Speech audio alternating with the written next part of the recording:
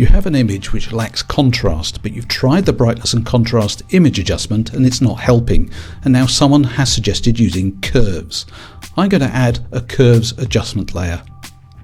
The problem with curves is not knowing quite where you should be clicking and dragging on the curve. So if I start clicking and dragging on different parts of the curve, I'm certainly making a change, but I don't really know where to click and drag, so instead I'm going to reset the curve.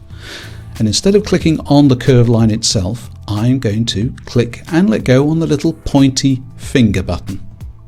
Then hover over an area of the image you would like to adjust, such as the skin tone on this woman's forehead. Then click and drag either up or down to make it brighter or darker. And then you can click and drag up or down in other parts of the image to make adjustments. And as you do so, have a look in your properties panel to see how the image is being enhanced. Now looking here, this is a professional looking curve.